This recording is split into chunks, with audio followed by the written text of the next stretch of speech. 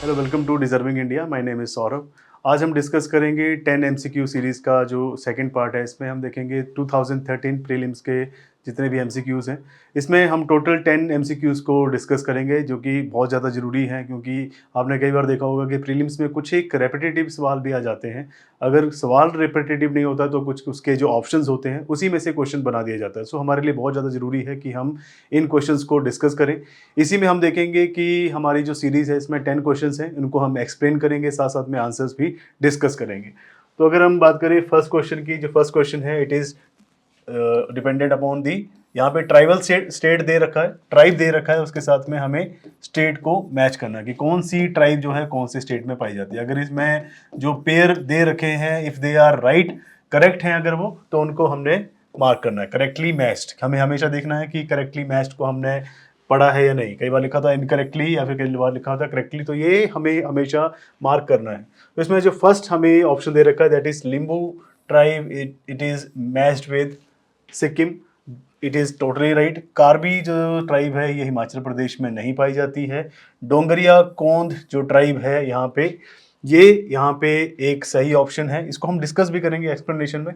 बोंडा जो ट्राइब है ये तमिलनाडु में नहीं पाई जाती है। तो अकॉर्डिंग टू आर स्टेटमेंट्स जो यहाँ पे करेक्टली मैच है या नहीं, हमारे पेयर्स के हिसाब से अगर हम देखें तो यहाँ पे ऑप्शन ए सही हो जाता है, 1 एंड 3।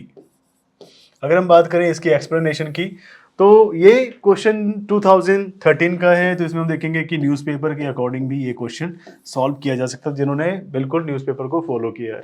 अगर हम बात करें डोंगरिया कोंद ट्राइब की, तो ये 2010 से 12 में ज़्यादातर न्यूज़ में रही कि so Dongria Kondh tribe was quite in news in 2010 and 12। और बोंडा जो ट्राइब है, ये बोंडा ट्राइब जो है ये यूथ है जो कि माइग्रेट कर रही है फॉर जॉब्स, जॉब के पर्पज में ये जो ड्राइव है ये ज़्यादातर न्यूज़ में था, क्योंकि ये माइग्रेट कर रहे थे अपने आवास स्थान से। सो ये हिंदू के आर्टिकल में ही सबमिटेड था, कि उसी में ही ये मेंशन किया गया था। Despite the fact the Odisha government has been spending huge funds for the development of Bonda tribe, that is a primitive tribe of Malkangiri district of the past. So ये बोंडा tribe है, ये Odisha state की है, और ये ज़्यादातर अपना migration कर रहे थे in search of jobs and also opportunities. So अभी उड़ीसा की गवर्नमेंट ने इसके ऊपर बहुत सारे काम भी किए हैं, और ये मलकानगिरी डिस्ट्रिक्ट जो है उड़ीसा का, वहाँ से बिलोंग करता है। 3 डेकेड से बोंडा यूथ जो है वो अपने घरों को छोड़ रहे हैं, अपने जो मूल स्थान है, जो उनके हिली क्षेत्र हैं, उनको छोड़कर आंध्र प्रदेश या तमिलनाडु में जाके काम कर रहे हैं। सो इसका जो सही आंसर है that is answer A, and option is 1 and 3। Next question की तरफ मूव करते हैं। नेक्स्ट क्वेश्चन जो है that is dependent upon modern history. तो मॉडर्न हिस्ट्री के ऊपर ये क्वेश्चन है, और एनी बेसेंट के ऊपर उन्होंने ये क्वेश्चन पूछा है। इसमें 3 स्टेटमेंट दे रखी है, इसमें भी अगेन हमें स्टेटमेंट को पढ़ना है, और स्टेटमेंट पढ़ने के बाद हमें ये देखना है कि इसमें ये करेक्ट स्टेटमेंट के बारे में बात कर रहा है या फिर इन करेक्ट स्टेटमेंट के बारे में बात कर रहा है। पहली स्टेटमेंट है एनी बेसेंट जो थी, she was responsible for starting the home rule movement. Yes, ये उन्होंने होम रूल मूवमेंट को 1916-17 के दौर में स्टार्ट किया था। तो फर्स्ट स्टेटमेंट इज ट्रू।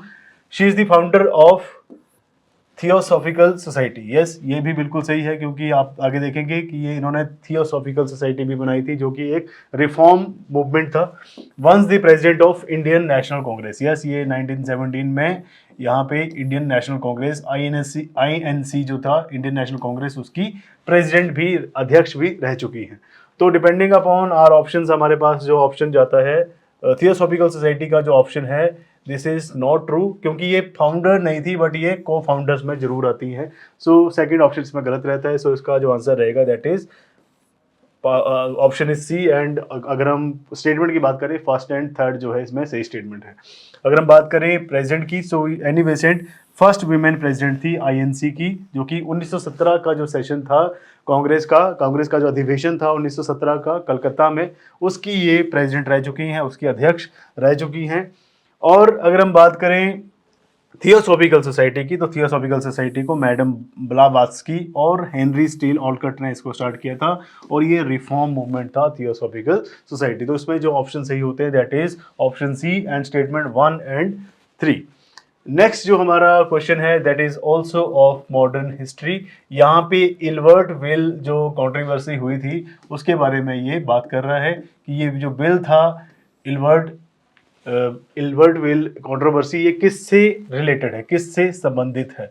पहली स्टेटमेंट है imposition of certain restriction to carry arms by the Indian, कि जो भी इंडियन कुछ एक हथियार बंद थे उनको यहाँ पे हथियार ले जाने की अनुमति नहीं थी। दूसरा, imposition of restriction on newspaper and magazine published in Indian language, जो इंडियन लैंग्वेज में भारतीय भाषाओं में जो मैगजीन या फिर न्यूज़पेपर थे उनके ऊपर कुछ एक बंदिशें लगाई गई थी। सेकंड स्टेटमेंट ये कहती है। थर्ड स्टेटमेंट है removal of disqualification imposed on Indian magistrate with regard to the trial of European, जितने भी भारतीय लोग मजिस्ट्रेट बन चुके थे उस टाइम पे उनके पास ऐसी कोई भी पावर नहीं थी कि वो यूरोपियंस को भी ट्राई कर सके। ट्रायल का मतलब क्या है, उनका ट्रायल कर सके या फिर उनको कोर्ट में उनके सामने कुछ एक एक्टिविटीज कर सके। Also removal of duty on important cotton cloth, so जितने भी इम्पोर्टेड कॉटन जो मंगाया जाता था, कितना भी कपास के कपड़े या फिर कॉटन क्लोथ यहाँ पे मंगवाए जाते थे उनके ऊपर जो ड्यूटी थी उसको रिमूव कर दिया गया था। तो इसमें जो सही ऑप्शन है that is option C, removal of disqualification imposed on the Indian magistrate with regard to the trial of Europeans। तो जैसे कोर्ट में ट्रायल चलता है तो जितने भी लोग उस टाइम पे मैजिस्ट्रेट बनते थे इंडियन, जो भारतीय मूल के लोग मैजिस्ट्रेट बनते थे उनके ऊपर पहले कुछ एक डिसक्वालिफिकेशंस लगा रखी थी। मतलब वो जितने भी यूरोपियन उस टाइम पे इंडिया में रह रहे थे, ब्रिटिशर्स जो इंडिया में रह रहे थे उनके ऊपर वो किसी भी केस के ऊपर ट्रायल नहीं ले सकते थे, बट इस जो ये डिसक्वालिफिकेशन थी इसको बाद में रिमूव कर दिया गया था। सो इसका ऑप्शन सही है जो कि सी है। एक्सप्लेनेशन की बात करें तो 1883 में लॉर्ड रिपन जो थे उनके एक लॉ मेंबर सर एल्बर्ट थे, जिन्होंने एक विधेयक पास किया था जिसमें ये कहा गया था कि इसे इन्वर्ट विल कहा जाएगा, जिसमें इंडियन जजेस जो थे उनको अलो कर दिया गया था कि वो यूरोपियंस को भी अपने कोर्ट में ट्रायल उनका कर सकते हैं, उनके ऊपर मुकदमा स्टार्ट कर सकते हैं। नेक्स्ट है फोर्थ क्वेश्चन, ये साइंस का क्वेश्चन है। साइंस के क्वेश्चन के बारे में बात करते हैं। ये जो साइंस का क्वेश्चन है इसमें ये पूछा गया है कि जो फ्रूट स्टोर किए जाते हैं कोल्ड चैम्बर में उनकी जो स्टोरेज लाइफ है वो लंबी हो जाती है। जो भी हम फलों को कोल्ड स्टोरेज में रखते हैं तो उनकी जो भंडारण जो क्षमता है, भंडारण जो उनकी है वो लंबे समय तक चलता है, वो लंबे समय तक उनकी स्टोरेज लाइफ रहती है। इसका क्या कारण है? पहला इन्होंने जो हमें ऑप्शन दिया that is exposure to sunlight is prevented, जो सनलाइट के साथ में एक्सपोजर है वो कम हो जाता है। दूसरा, concentration of carbon dioxide in the environment is increase, तो यहाँ पे कंसंट्रेशन जो है इन्वायरमेंट में कार्बन डाइऑक्साइड की वो इंक्रीज हो जाती है। थर्ड ऑप्शन कहता है rate of respiration is decrease, and last है there is an increase in the humidity. तो अगर इन हम सभी ऑप्शंस को देखें तो इसमें से जो करेक्ट ऑप्शन जाता है that is rate of respiration. तो एक्सप्लेनेशन में भी हम इसे देख लेते हैं। Respiration can be controlled by refrigerated storage, तो यहाँ पे जो रेस्पिरेशन रहती है फ्रूट की वो कंटिन्यूटी में रहती है जब हम इसे कोल्ड स्टोरेज या रेफ्रिजरेशन के अंदर रखते हैं। सो इसीलिए इसमें जो सही ऑप्शन है that is option C. Fifth question की तरफ अगर हम आए तो इसमें दे रखा है कि यहाँ पे कुछ एक फाउना है और एक कंट्री का नाम दे रखा है। सो अब इसमें हमें मैच करना है कि इंडिया में कौन कौन सी फाउना जीव जंतु पाए जाते हैं। तो इसमें अगर कोई ऑप्शन सही है, एक मैच है, तो उसको हमें टिक करना है और जो ऑप्शन इनकरेक्ट है उसे हमें हटा देना है। तो इसमें हमें इन्होंने 3 ऑप्शन दे रखे हैं और इसमें इन्होंने पूछा कि इसमें से कौन कौन सी स्पीसीज, कौन कौन सी प्रजातियां एंडेंजर्ड हैं। सो पहला ऑप्शन दे रखा है घड़ियाल। घड़ियाल जो है ये गंगा रिवर की ट्रिब्यूटरीज में पाया जाता है, जिसमें से राप्ती है, नारायणी है, एक है राप्ती रिवर जो कि ट्रिब्यूटरी है गंगा की, दूसरा है चंबल, चंबल की घाटियों में भी ये घड़ियाल पाए जाते हैं, और लास्ट है नारायणी रिवर। तो इन तीनों नदियों में घड़ियाल पाए जाते हैं और सच में जो है अगर आप देखेंगे इसकी लिस्ट को तो ये दीज आर एंडेंजर्ड स्पीसीज। तो फर्स्ट ऑप्शन सही होता है। सेकंड ऑप्शन की अगर हम बात करें this is related to leatherback turtle. Leatherback turtle जो है ये कहाँ पाया जाता है? अंडमान एंड निकोबार में ये टर्टल पाया जाता है और ये भी एंडेंजर्ड स्पीसीज है। ऑल्सो स्वाम्प डियर की अगर बात करें, स्वाम्प डियर का मतलब है बारहसिंगा, तो ये मानस नेशनल पार्क जो कि असम में है वहाँ पे ये पाया जाता है, काजीरंगा में ये पाया जाता है, उसके साथ साथ में ये दुधवा नेशनल पार्क है, कान्हा नेशनल पार्क है, इन सभी नेशनल पार्क में ये बारहसिंगा या स्वॉम्प डियर पाया जाता है और ये भी एंडेंजर्ड स्पीसीज है। तो तीनों ही यहाँ पे ऑप्शन सही हो जाते हैं और इसका जो ऑप्शन सही है दैट इज ऑप्शन 1 2 3 स्टेटमेंट सही है और ऑप्शन सही है इसमें सी। तो all of the three are endangered in India as there is no specific list जिसमें इनको एंडेंजर्ड नहीं बताया गया, सो इसलिए ये क्वेश्चन कंप्लीट होता है। नेक्स्ट है क्वेश्चन ऑल्सो साइंस का है ये क्वेश्चन। इसमें ये पूछ रहे हैं कि जो बॉल बेयरिंग होती है बाईसाइकिल की या किसी कार की, ये क्यों लगाई जाती है? बॉल बेयरिंग बाईसाइकिल या कार में क्यों लगाई जाती है? इसमें मैंने पूछा कि actual area of the contact between the wheel and action is increase. जो पहिया होता है और जो एक्सेल होता है उसके बीच का जो डिस्टेंस है, कॉन्टैक्ट एरिया जो है वो इंक्रीज हो जाता है। ऑल्सो सेकंड ऑप्शन में कह रहा है कि effective area of the contact between the wheel and axle is increase. तो इफेक्टिव एरिया है इन दोनों के बीच का वो इंक्रीज हो जाता है। Effective area of contact between wheel and axle is reduce. तो व्हील और एक्सेल के बीच में जो इफेक्टिव एरिया वो कम हो जाता है। Last option none of these. So अगर हमें बाईसाइकिल या कार में हम बॉल बेयरिंग को यूज करते हैं तो हम ट्राई करते हैं कि उन दोनों के बीच में फ्रिक्शन कम रहे ताकि वो प्रॉपर्ली वर्क कर सके। तो इसीलिए effective area of the contact between the wheel and axle is reduce. तो हम इसमें दोनों के बीच में डिस्टेंस को रिड्यूस करने की बात करते हैं। तो उसमें ऑप्शन जो है right that is C.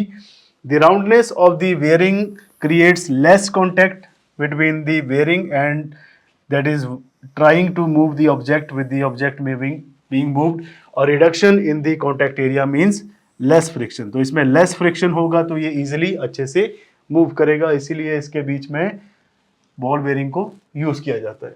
Next question again ये साइंस का ही क्वेश्चन है। हम इसमें स्टार्टिंग की जो सीरीज है इसमें हम साइंस और ज्योग्राफी प्लस एनवायरनमेंट के क्वेश्चंस को ही केटर कर रहे हैं। साथ साथ में बीच में मॉडर्न हिस्ट्री के भी 2 क्वेश्चंस आए थे। तो जो जो क्वेश्चन इसमें आते जाएंगे हम उसे सॉल्व करते जाएंगे।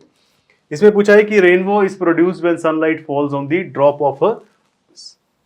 Of a rain. जब भी बारिश की बूंदों के ऊपर सनलाइट पड़ती है तो रेनबो जो है वो इसमें बनता है। तो रेनबो बनने के क्या कारण है? इसमें उन्होंने 3 फिजिकल फिनोमिना दे रखे हैं कि इन फिजिकल फिनोमिना के अकॉर्डिंग बनता है या नहीं है। सो इसमें आपको करेक्ट आंसर को चूज करना है। स्टेटमेंट कौन सी इसमें सही है? पहला ऑप्शन दे रखा है डिस्पर्शन, ये बिल्कुल सही है क्योंकि ऑप्शन फर्स्ट अगर हम देखेंगे each individual droplet of water act as a tiny prism that both disperses the light and reflect it back to our eyes. जब भी बारिश की बूंदों के ऊपर सनलाइट पड़ती है तो वो एक टाइप से प्रिज्म की तरह काम करता है और वो लाइट को डिस्पर्स कर देता है, जिसके कारण लाइट जो है हम तक रिफ्लेक्ट होती है हमारी आइज तक। तो हमें रेनबो या फिर 7 कलर्स जो देखने मिलते हैं रेनबो के, जिसे हम विवग्योर भी कहते हैं। तो ये हमें सारे कलर के जो बैंड हैं देखने को मिलते हैं।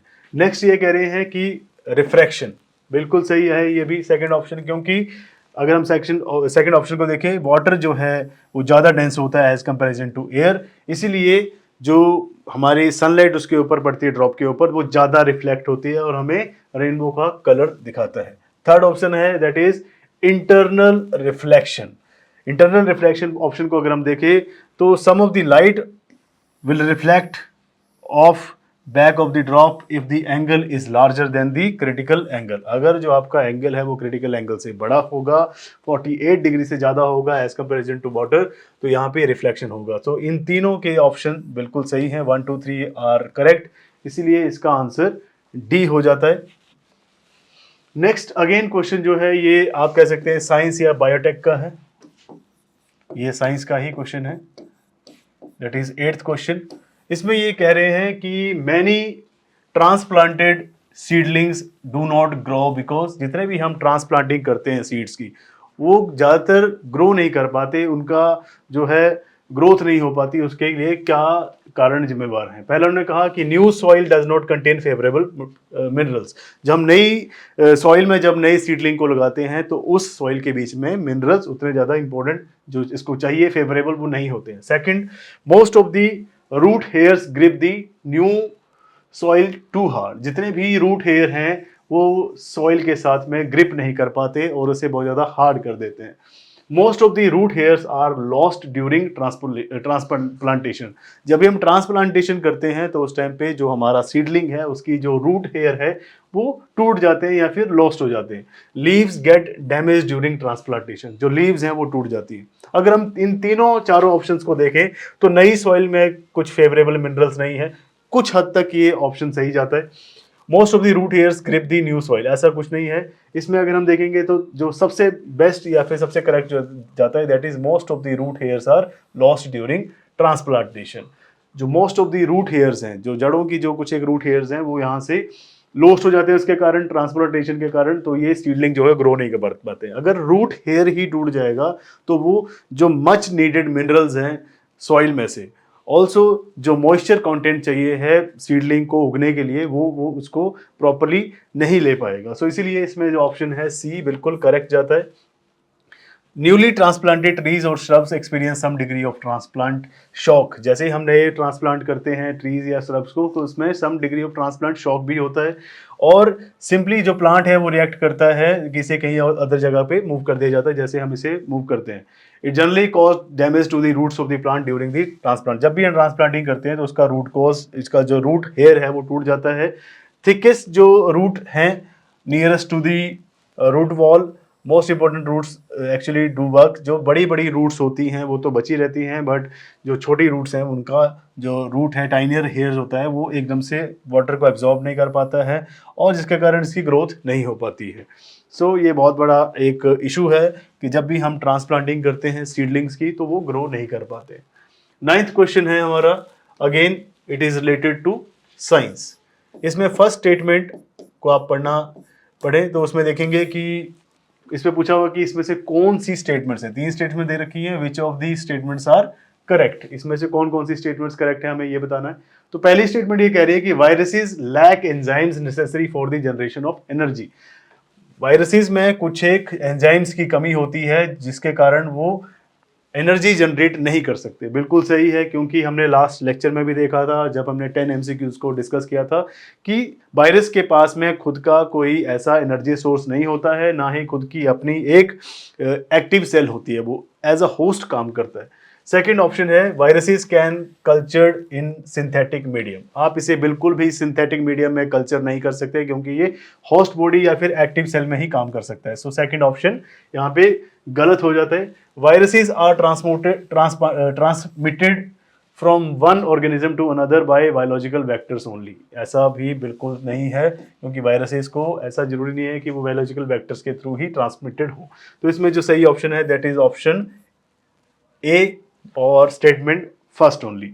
तो हम अभी ऑप्शन को भी देख लेते हैं। First option is right because viruses do not have chemical machinery needed to survive on their own. तो इनके पास खुद की कोई केमिकल मशीनरी नहीं होती कि अपनी जो एंजाइम्स है या फिर जो न्यूट्रिशंस हैं या फिर प्रोटीन्स हैं उनको बना पाए।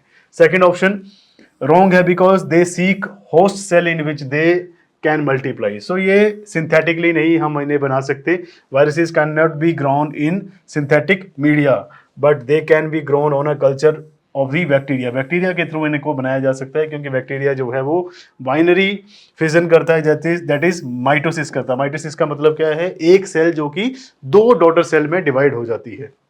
Viruses, on the other hand, are like little aliens. They really are not living since they don't absorb nutrients or produce waste. तो ये एक टाइप से एलियन होते हैं, ये लिविंग नहीं होते, रियल में लिविंग नहीं होते, ना ही ये न्यूट्रिएंट्स को एब्जॉर्ब करते हैं, ना ही उसको प्रोड्यूस कर सकते हैं वेस्ट को। सो इसमें ऑप्शन बिल्कुल ए जाता है, फर्स्ट स्टेटमेंट। नेक्स्ट है, जब भी लीफ की मॉडिफिकेशन होती है डेजर्ट एरिया में तो वो कौन कौन से वाटर लॉस से बचने के लिए वो कौन कौन से तरीकों को अपनाता है। जैसे फॉर एग्जांपल डेजर्ट एरिया में जितने भी आपके ट्रीज हैं उनकी जो पत्तियां हैं वो वाटर लॉस को, पानी की कमी को दूर करने के लिए, पानी से कमी से बचने के लिए वो क्या करता है। तो कौन कौन सी इसमें मॉडिफिकेशंस होती हैं। आप अगर इसे देखेंगे तो ये 7th या 6th क्लास के बच्चे के लिए भी बहुत ईजी है सॉल्व करना क्वेश्चन। तो डेजर्ट एरिया में आप क्या देखते हैं, जितने भी आपके कैक्टस है फॉर एग्जांपल, तो कैक्टस जो है उसमें क्या प्रॉपर्टी है, हार्ड एंड वैक्सी लीव्स। तो इसकी जो लीव्स होती हैं, इसकी जो पत्तियां होती हैं बहुत ज़्यादा हार्ड होती हैं, उसमें से कुछ एक वैक्स निकलता है एक टाइप से, जैसे एलोवेरा में देखने को मिलता है। Second, these are tiny leaves और नो लीव्स, या तो इसकी पत्तियां होंगी या फिर नहीं होंगी, या फिर कांटेदार पत्तियां होंगी। Next, thorns instead of leaves, यहाँ पे कांटेदार पत्तियां, कांटे होते हैं ना कि पत्तियां, ताकि कम से कम ट्रांसपिरेशन हो और कम से कम वाटर लॉस हो। तो इसमें से जो सही ऑप्शन जाता है दैट इज ऑप्शन डी, और स्टेटमेंट तीनों ही सही हैं। प्लांट्स हैव फ्यू और नो लीव, और फॉइलेज इज ईदर वैक्सी और हेरी और निडल, ये कांटेदार या सुई की तरह ही देखने को आपको मिलेगा। सो ये हमारे 10 एमसीक्यूज का जो एक सीरीज है, इसका सेकंड पार्ट था। थैंक यू सो मच ये पूरा वीडियो देखने के लिए। आप इसे रिवाइज करिए, और ऐसा और कंटेंट देखने के लिए, इंफॉर्मेटिव वीडियोस देखने के लिए हम आप हमारे साथ जुड़े रहिए। Thank you so much.